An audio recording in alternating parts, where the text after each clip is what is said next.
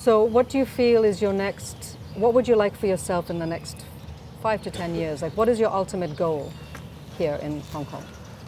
The ultimate goal, Yeah. of course, everybody, not everybody, but a lot of people want to be a trainer, right? Right. That's also my goal and something I want to pursue. But I think I still have a long way to go, Okay, so do you have to follow a certain protocol? Do you have to go from, riding track work in the morning to AT? Like, what is the procedure to get to where you need to be? I think at least you have to become AT. Right. Yeah, you need to, you have to show the steward and show others. You have you are the right person to be. You have to get good attitude. You have to have the knowledge. You have to have the network. You need to got everything to become a trainer. To got a license from the club in Hong Kong. I think. Yeah. It's tough. Yeah, it's very tough. It's a tough road. Some people have been doing it for 20 years already, right? So, well, that's something to look forward to, and that's something to be excited about. I mean, it's a long road ahead, but it's you have the support of Dad, and working for him is is a bonus. Yep. And your sister Angie, is it? It's your sister Angie. So, which I had the pleasure of meeting at the races. She's also getting into horses on some level. You want to tell me a little bit about that? Yeah, she's more on the breeding side. Right. She just graduated last year. We went to UK and celebrate with him. That's and nice. now she's working in Australia.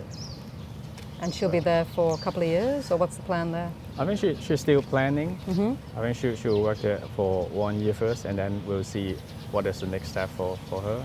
Okay, that's great. She's pretty independent. Yeah, she seems so. Yeah. She seems like it.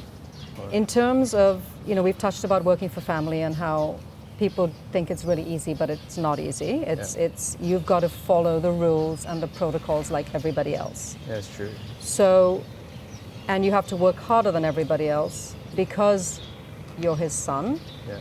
You have to almost prove to everybody, like, hey, this is not, I've got to work like harder than you to show you, to show you that I'm not getting special treatment. So tell me what a day in your life looks like when you wake up in the morning. What does a normal day for you look like? If it's a normal working day, we wake up, we have to come back to the stable. For this stable, it's like 4:30. Okay. Before the first lot, we need to get ready. Right. And then when the horses are ready, we just, ride all the horses, bring them to the track and take care about them. And then the stable assistant will clean them up, shower them, and feed them, bring them back to the stable. Right. And then if there's some horses need the vet to check, we'll wait for them, and then. So typically, how many lots would you say you ride in the morning? In our stable, is relatively easy.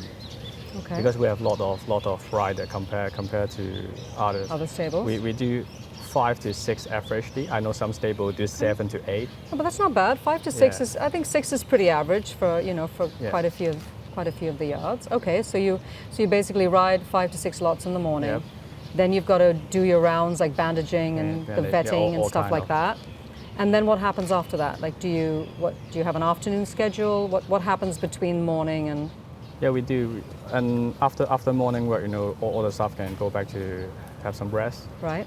And then come back in the afternoon, and the horses have to put them in the walker, bring them to swim, and that's basically the afternoon schedule. Yeah. Okay.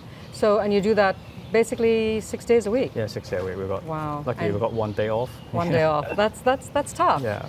Because I've been getting up in the mornings at 3:30, and I realize, I've been doing it for 1 month, and I realize it's tough. It's quite tough. You've got to be really disciplined, right? Yeah. So what do you do in terms of your fitness level? Like, do you work out? Do you go to the gym? How do you stay fit? I do a little bit. I do 2 days of gym, and because I love sport, I also do racket sport. I do squash. Yeah. Great. So you play squash regularly. Yeah. That's awesome. And unfortunately, I have a tendon rupture like last season. Oh dear. So I just come back from a big injury. Okay. Yeah. But you're okay to ride? Yeah, I'm okay to ride. But you can't play squash? Not shortly, maybe in the future. Yeah, soon, hopefully. Well, that's great. You work for Dad. How often do you guys actually communicate as father and son? Is it strictly business when you're here? and then when you leave, it's family time, or is it a combination of both when you're here at work? I think for him, it's not much different. Right. He pretty much the same, you know, a cool guy. Yeah. He's nice, but he's also cool. Right. So that's Yeah, basically... doesn't feel the difference when I work for him and before I work for him and after. Really? Yeah. So it's pretty much even keel the whole way I think through. it's very even. Really? That's fantastic. Well, I want to thank you for being on here. I know Thank it's you. you know it's not easy talking about yourself and stuff, but I really appreciate you being here. Honestly, Vincent, thank you so much, and I wish you guys a fantastic season. I hope you guys can be in the top tier again. It would be Hopefully. great. And yeah, hopefully another golden 16-year yard as well. So you never know. Indeed, yeah. Wishful thinking, right? So thank you so much. Thank you.